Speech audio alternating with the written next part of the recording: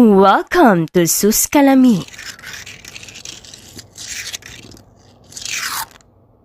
Dear Ma'am E. Ako po si Mylene, 27 taong gulang at taga Santo Tomas. Lumaki po ako sa isang pamilyang may kaya sa buhay. May sarili kaming mga negosyo at hindi ko may kakailang naging magaan ang aking pamumuhay mula pagkabata. Gayunpaman, hindi ko po hinayaang umasa lamang sa pangalan at yaman ng aking pamilya. Pinutunayan ko sa aking mga magulang at sa aking sarili na kaya kong bumuo ng sarili kong pangalan. Nagtayo rin ako ng sarili kong negosyo at nagsumikap araw-araw upang palago iyon. Dahil sa sipag at tiyaga, naging matagumpay naman ako sa aking career. Marami ang naiinggit sa buhay ko dahil halos nasa akin na ang lahat ng material na bagay na maaaring hilingin ng isang tao. Ngunit kahit gaano pa karami ang aking pera, may isang bagay na hindi ko mabili, ang tunay at tapat na pag-ibig. 2 beses na po akong umibig noon, Ma'am E. Ngunit pareho lamang akong nasaktan. Parehong lalaki ang nangakong mamahalin ako habang buhay, ngunit pareho rin akong ipinagpalit sa iba. Ang una kong kasintahan ay nahuli kong may ibang babae, habang ang pangalawa naman ay palihim palang may pamilya na.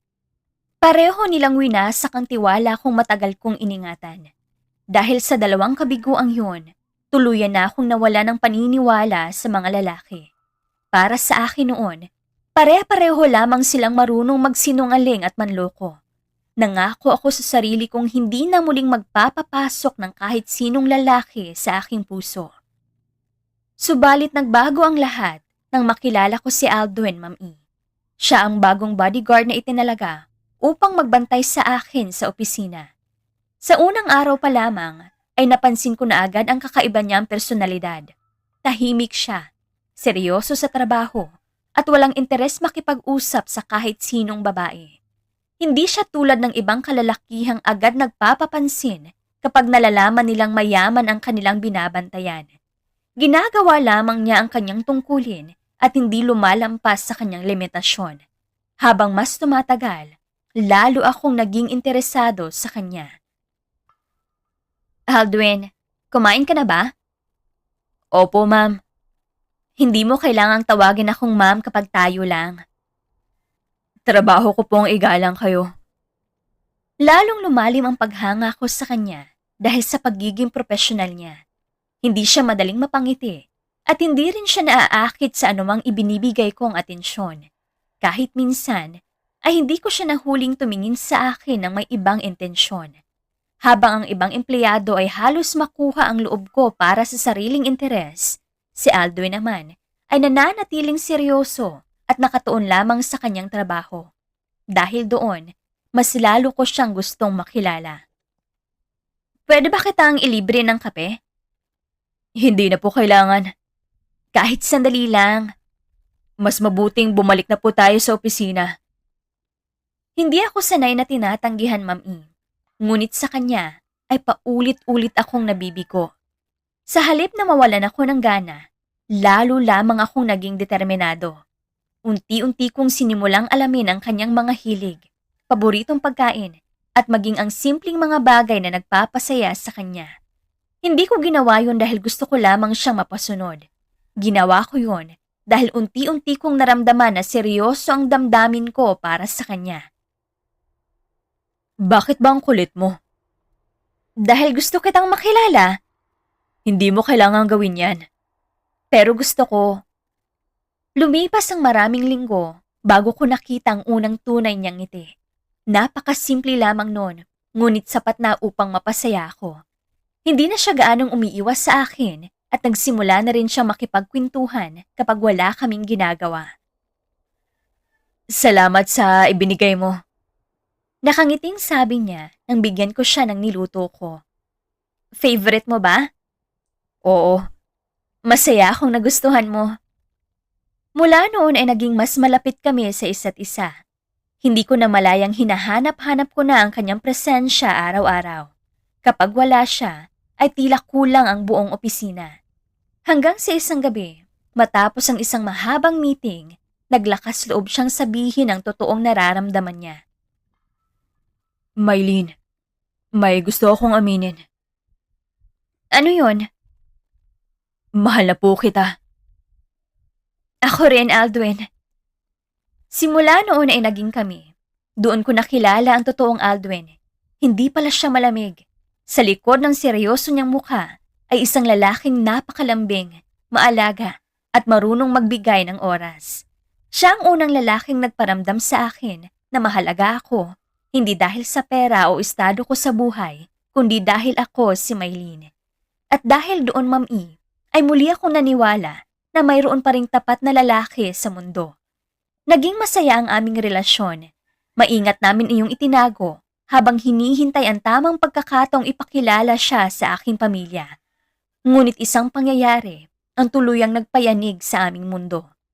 Isang gabi ay ipinakilala ng aking ama ang kanyang bagong asawa sa aming pamilya. Masaya siyang ngumiti habang hawak ang kamay ng babaeng ngayon lamang namin nakita. Ngunit nanigas ako nang makilala ko ang babaeng nasa kanyang tabi. Nanlaki rin ang mga mata ni Aldwin na noon ay nakaalalay lamang sa akin bilang aking bodyguard. Mylene, siya ang bago kong asawa. Pa! At ito ang anak niya. Hindi ako halos makahinga nang makita kong si Aldwin ang tinutukoy ng aking ama. Mula ngayon, kuya na ang itatawag mo kay Aldwin. Napatingin ako kay Aldwin na kapwa ko namumutla. Gusto kong sabihin agad ang katotohanan, ngunit nakita kong mahinahon niyang pag-iling. Alam kong may gusto siyang ipahiwatig, kaya pinigilan ko ang sarili kong magsalita. Huwag muna. Pero, hindi pa to ang tamang panahon. tumango na lamang ako kahit napakahirap tanggapin ang sitwasyon. Mula sa araw na yun, ay kinailangan naming itago ang tunay naming relasyon. Sa harap ng aming mga magulang, ay nagkukunwari kaming walang espesyal na namamagitan sa amin. Tinatawag ko siyang kuya sa tuwing naroon ang aking ama. Kaya mo pa ba? Kakayanin ko. Magtiwala ka sa akin. Hindi naging madali ang bawat araw sa amin, Ma'am E. Sa loob ng mansyon, ay kailangan naming umiwas sa isa't isa kapag may ibang taong nakatingin. Ngunit kapag wala nang nakakakita, ay hindi namin mapigilan na halikan ng isa't isa. Hindi din mapigilan ni Aldwin na maya't mayain ako sa kama. Before we continue, you are listening on Sus Calami Channel. Pangako, hindi kita iiwan. Sabi niya, Ma'am E, habang gumagalaw siya sa ibabaw ko habang nakatalikod ako sa kanya. Ramdam ko ang pagsagad ng kanyang mahabang batuta sa aking petsay. Wala siyang awa sa pagiging agresibo, Ma'am E. Idagdag pang mariin ang kanyang paghapro sa aking mga bundok. Talagang gigil na gigil siya. Kahit anong mangyari, daing na tanong ko. Mas sinagad niya ang kanyang batuta sa akin. Kahit ano pa. Naniniwala ako sa'yo. Mas lalo pang dumoble ang bilis ng ritmo niya, Ma'am E. Nang iharap niya ako sa kanya, ay agad niyang sinaksak muli ang kanyang batuta at hinalikan ng labi ko. Hindi niya na ako binigyan ng pagkakataon na makabawi muna, pero gustong-gusto ko naman ang ginagawa niya sa akin. Magaling si Aldwin sa kama, Ma'am E. Kaya hindi ko napipigilan ang sarili ko kapag minamaya't-maya niya na ako. Sa kabila ng lihim naming relasyon, naging masaya naman ang takbo ng aming pamilya. Nakita ko kung gaano kasaya ang aking ama sa piling ng ina ni Aldwin. Matagal ko na ring hindi nakita ang ganong uri ng ngiti sa kanyang mukha. Simula nang pumanaw ang aking tunay na ina, halos ibinaon na lamang niya ang sarili sa trabaho. Bilang anak, wala na akong mahihiling pa kundi ang makita siyang masaya. Alam kong matagal din niyang tiniis ang kalungkutan at karapat-dapat lamang siyang makatagpo ng taong muling magpapasaya sa kanya. Labis ko ring ipinagpapasalamat ang kabutihan ng ina ni Aldwin. Hindi niya ako itinuring na anak lamang ng kanyang asawa. Tinuring niya akong tunay na anak. Tuwing umaga ay sinisigurado niyang nakakakain ako ng almusal bago umalis. Kapag napapansin niyang pagod ako sa trabaho, ipinaghahanda niya ako ng paborito kong pagkain. Kapag may problema ako, tahimik lang siyang nakikinig at nagbibigay ng payo na parang matagal na niya akong anak. Hindi ko napigilang maalala ang aking tunay na ina. Bata pa lamang ako nang siya ay pumanaw dahil sa matinding karamdaman, Mami. Marami akong alaalang hindi ko nabuo kasama siya. Lumaki akong may malaking kakulangan sa pagmamahal ng isang ina. Kaya nang dumating ang ina ni Aldwin sa aming buhay, ay napakasaya ko. Maylin, kumain ka na ba? Opo, pero sasabayan ko po kayo. Lalo akong naging malapit sa kanya habang lumilipas ang mga araw. Madalas kaming magkasamang mamalengke, magluto at magkwentuhan sa hardin. Hindi niya ipinadama kahit kailan na may pagkakaiba kami. Ang tanging hangarin lamang niya ay mabuo ang aming pamilya at maging masaya kaming lahat. Isang hapon, habang nasa sala ako at nagbabasa ng ilang dokumento mula sa opisina, bigla na lamang bumukas ang pintuan. Pumasok ang aking ama na bakas ang matinding galit sa kanyang mukha. Hindi ko pa man siya nababati, ay mabilis na niyang inilapag ang isang litrato sa mesa. Nanlaki ang aking mga mata nang makita kong larawan niyo namin ni Aldwin habang magkahawak ang kamay sa isang restaurant ilang linggo na ang nakalipas. Hindi pa ako nakakabawi sa pagkabigla nang bigla niyang itinaas ang kanyang kamay. Isang malakas na sampal ang dumapo sa aking pisngi. Ano itong nakita ko? Daddy, sumagot ka! Bago pa muling umangat ang kanyang kamay, ay mabilis siyang hinarangan ng kanyang asawa. Tahimik lamang akong umiiyak habang hawak ang aking pisngi. Hindi ko alam kung paano sisimulan ang pagpapaliwanag. Nakita ko ang matinding pagkadismaya sa mga mata ng aking ama. Eksaktong sandaling yun ay dumating si Aldwin. Agad niyang napansin ang namumula kong pisngi at ang magulong sitwasyon sa loob ng sala. Hindi siya nag-atubiling lumapit sa akin bago siya humarap ng buong tapang sa aking ama. Ako po ang magpapaliwanag. May ipapaliwanag ka pa? Meron po. Sabihin mo. Matagal na po kaming magkarelasyon. Tahimik ang buong sala habang nagsasalita si Aldwin. Hindi siya nag-atubiling ikwento ang lahat mula sa umpisa. Sinabi niyang nagsimula ang aming relasyon bago pa man magkakilala ang aking ama at ang kanyang ina. Mahal ko po ang anak ninyo. Handa po akong panindigan siya. Ipaniliwanag rin ng ina ni Aldwin na wala namang dugong nag-uugnay sa amin ni Aldwin. Hindi kami tunay na magkapatid at ang pagiging pamilya namin ay bunga lamang ng kanilang pag-aasawa. Hindi rin nila alam ang relasyon naming dalawa bago sila nagpakasal. Tahimik lamang ang aking ama. Nakaupo siya habang hawak ang kanyang noo.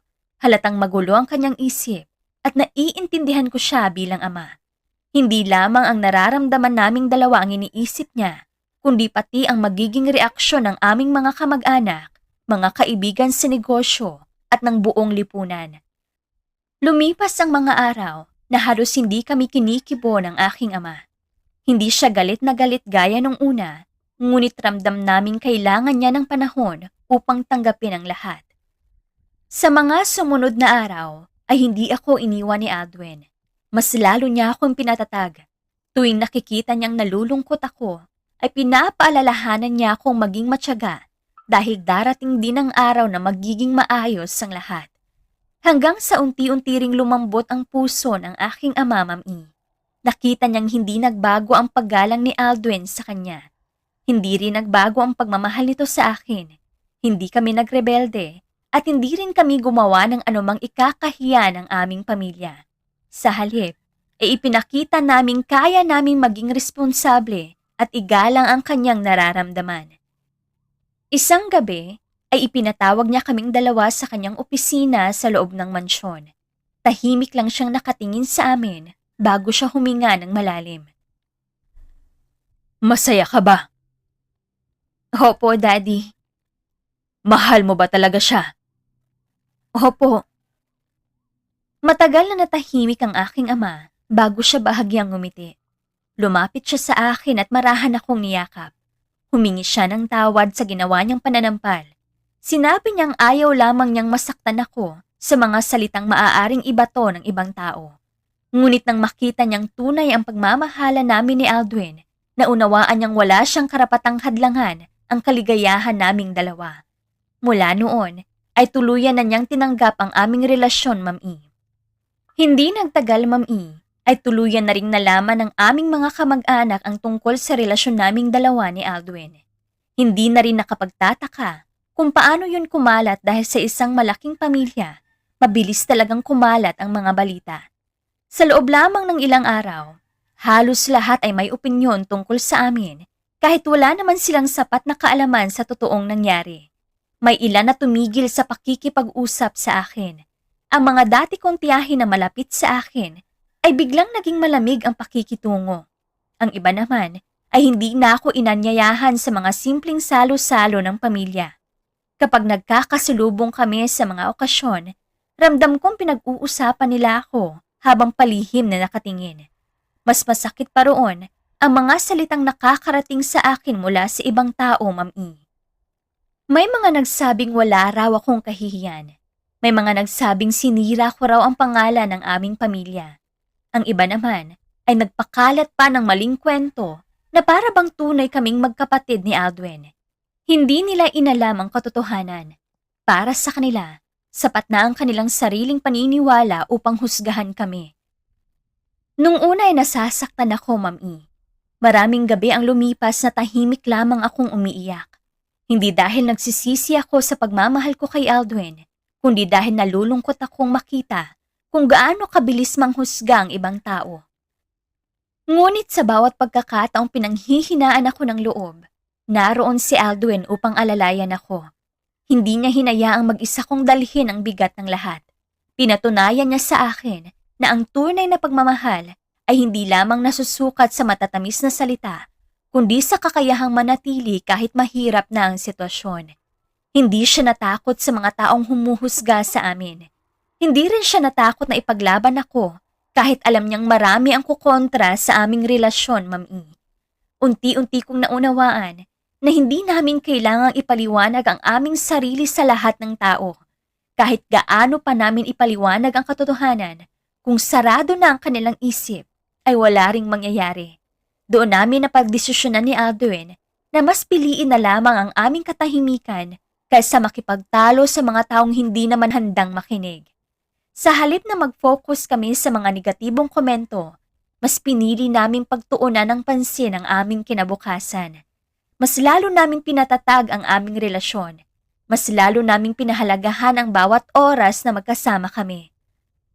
Natutunan naming huwag hayaang kontrolin ng opinyon ng ibang tao ang aming kaligayahan. Ang pinakamahalaga ay alam naming pareho ang katotohanan at alam naming wala kaming ginawang masama. Lalong naging matatag ang aming pagsasama, Ma'am E, dahil sa bawat pagsubok na aming nalampasan. Ang bawat paghusga ng ibang tao ay naging dahilan upang lalo kaming maging matatag. Sa halip na magkalayo kami, mas lalo kaming naging malapit sa isa't isa. Naging sandigan namin ang isa't isa sa mga panahong tila lahat ay laban sa amin. Hindi namin hinayaang sirain ang galit at panghuhusga ng ibang tao ang pagmamahal na matagal naming binuo. Nakita rin yun ng aming mga magulang. Habang tumatagal, lalo nilang napatunayan na seryoso kami sa aming relasyon. Hindi kami nagpabaya sa aming mga responsibilidad. Patuloy kong pinamahalaan ang aking negosyo, habang si Aldwin naman ay nagsikap upang maitaguyod ang aming kinabukasan. Hindi namin ginamit ang aming sitwasyon bilang dahilan upang tumigil sa buhay. Sa halip, ay ginawa namin itong inspirasyon upang lalo pang magsumikap. Makalipas ang ilang taon, nagpasya kaming magpakasal. Hindi man lahat ng aming mga kamag-anak ay dumalo, sapat na sa amin ang presensya ng mga taong tunay na nagmamahal at sumusuporta sa amin. Ang aming kasal ay hindi naging enggrande kumpara sa inaasahan ng iba. Ngunit yun ang isa sa pinakamagandang araw ng aking buhay, Ma'am E. Habang naglalakad ako papunta sa altar, alam kong wala akong pagsisisihan. Ang lalaking naghihintay sa dulo ng pasilyo ay ang parehong lalaking hindi ako iniwan sa panahon ng aking pinakamalaking pagsubok. Pagkatapos ng aming kasal, ay nagsimula kaming bumuo ng sarili naming pamilya. Hindi naging mali ang pagsisimula namin, Mami, dahil dala pa rin namin ang mga ala-ala ng aming pinagdaanan. Gayunpaman, mas pinili naming ituon ang aming pansin sa mga pangarap kaysa manatili sa nakaraan. Unti-unti naming nabuo ang tahanang puno ng pagmamahalan, respeto at pagtitiwala. Mas lalo pang naging makulay ang aming buhay nang ipagkaloob sa amin ng Diyos ang aming unang anak. Hindi ko maipaliwanag ang saya ng unang beses ko siyang makita, Mami. Sa sandaling yun, ay tila nabura ang lahat ng sakit na naranasan ko noon. Ang bawat luha, bawat panghuhusga, bawat gabi ng pag-aalala ay napalitan ng pag-asa at bagong lakas. Habang hawak ko ang aming anak, nangako ako sa sarili kong gagawin ko ang lahat upang lumaki siya sa isang tahanang puno ng pagmamahalan at pag-unawa. Si Aldwin naman, Mami, ay naging napakabuting asawa at ama. Hindi siya nagbago kahit kailan. Kung paano niya ako ipinaglaban noon, ay ganun pa rin niya ako minahal ngayon. Nakikita ko araw-araw kung gaano niya kamahal ang aming anak. Sa bawat yakap niya rito, lalo kong napapatunayan na tama ang naging desisyon kong piliin siya sa kabila ng lahat ng pagsubok na dumating sa aming buhay. Habang lumalaki ang aming anak, unti-unti ring nagbago ang pananaw ng ilang kamag-anak namin. May ilan sa kanila ang lumapit upang humingi ng tawad sa mga masasakit na salitang binitawan nila noon. Hindi ko na yun pinatagal pa. Pinili kong magpatawad dahil alam kong mas magaan ang buhay kapag wala kang kinikimkim na galit. Hindi ko makakalimutan ang sakit na idinulot nila. Natutunan kong hindi kailangang gumante upang makamit ang kapayapaan ng puso. Ngayon, Mami, habang sinusulat ko ang liham na to, napakarami kong natanto tungkol sa buhay. Noon ay akala ko sapat na ang yaman, magandang trabaho, at mataas na katayuan upang maging masaya ang isang tao. Ngunit habang tumatanda ako, napagtanto kong ang tunay na yaman ay ang pagkakaroon ng mga taong handang manatili sa tabi mo kahit ang buong mundo ay tumalikod sa iyo. Hindi ko na rin hinahangad na maintindihan kami ng lahat. Ang mahalaga ay alam naming wala kaming ginagawang masama ni Aldwin. Wala kaming sinirang pamilya. Hindi kami tunay na magkapatid at nagsimula ang aming pagmamahalan bago pa man naging mag-asawa ang aming mga magulang. Hindi namin kontrolado ang naging sitwasyon, ngunit kontrolado namin kung paano namin ito haharapin. At pinili naming harapin ito ng may katapatan, respeto at pagmamahalan. Sa pagdaan ng panahon, lalo kong naunawaan ang pag-ibig ay hindi lamang tungkol sa masasayang sandali. Sinusubok ito ng panahon, ng mga tao, at ng mga pagkakataong tila gusto kayong paghiwalayin. Kapag tunay ang pagmamahal, hindi ito basta-bastang natitinag ng opinyon ng iba. Mas lalo pa itong tumitibay sa bawat pagsubok na dumarating. Naging masaya rin ang aming mga magulang ni Aldwin. Naroon pa rin sila madalas sa aming tabi upang gabayan kami. At nagpapasalamat kaming dalawa ni Aldwin dahil may mga magulang kaming nandyan sa aming tabi. Muli sa huli, nais ko lamang sabihin, Mami, na ang pinakamahalagang aral na natutunan ko ay huwag hayaang ang opinyon ng ibang tao ang magdikta ng inyong kaligayahan. Hindi lahat ay maiintindihan ang pinagdaraanan mo dahil hindi sila ang nabubuhay sa iyong buhay.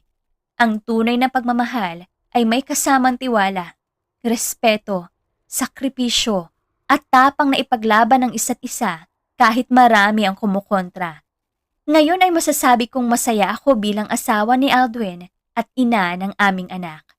Lubos na gumagalang, Maylene.